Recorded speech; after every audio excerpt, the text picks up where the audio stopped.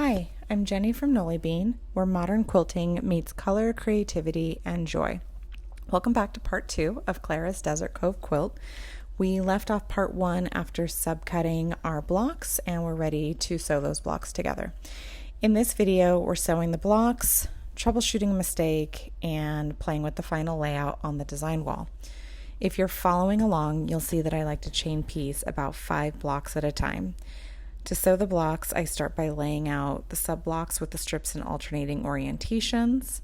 Sew the top half and bottom half together, press those seams, then sew the top and bottom halves to one another and press again. Things started out smoothly until I realized I had stitched one of the top and bottom halves together in the wrong orientation and those strips did not alternate. So out came the seam ripper. And mistakes like this are totally normal. A quick fix and I was back on track. But honestly, this is one that would have been very noticeable in the finished quilt. I don't always seam rip by mistakes. It really depends on how noticeable it will be in the finished quilt. This one would have been very noticeable, so I definitely got out the seam ripper and corrected it. Sometimes I'll look at it and make a judgment call on if I want to pull out that seam ripper or not.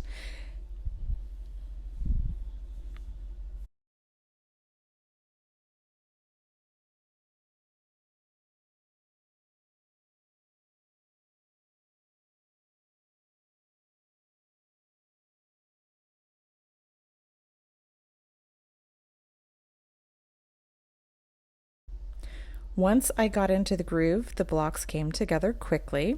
Again, I like to work in batches and chain piece where I can to keep it efficient. And in this quilt, I love how the soft pinks and purples play together in each block, and it's already starting to feel like a really special quilt.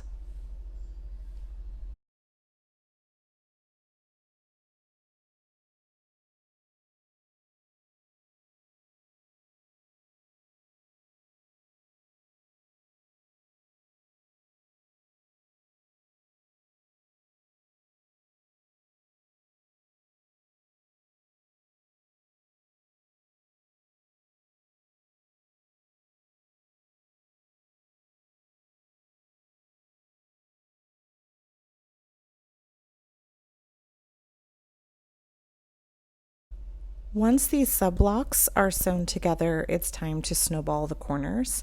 And so I start by marking a diagonal line on the wrong side of the background 2.5-inch squares.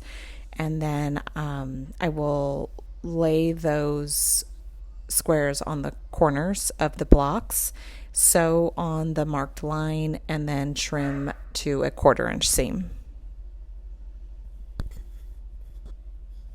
And this step is repeated on all 4 corners of each blocks. And then once I trim to the 1/4-inch seam, then I press the seams towards the corners of the block.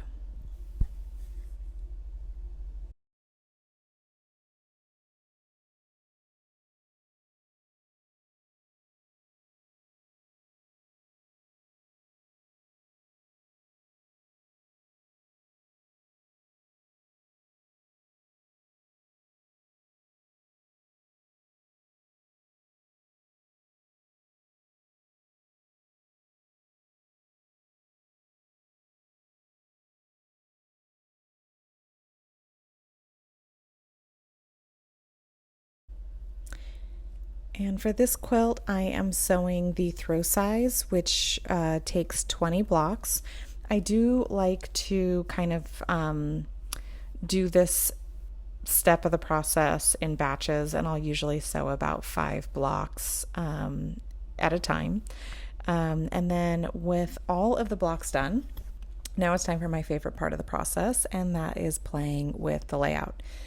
I always start by randomly putting the blocks up on the design wall using the orientation of the quilt. And so in this case, it is 5 rows with 4 blocks each. And once I kind of put the blocks up randomly, I will step back and see what stands out to me. So sometimes I move blocks around for better placement, especially if there's contrast or color clusters that form. So in this case, I'm really looking at that deep purple, because that deep purple will help the eye travel in the finished quilt. And so I like to make sure that that purple is balanced. Once the layout feels right, I snap a photo of it for reference later as I'm sewing the rows together. And that's it for part 2. Next time we meet, I'll be sewing those rows together, adding the sashing, and assembling the quilt top.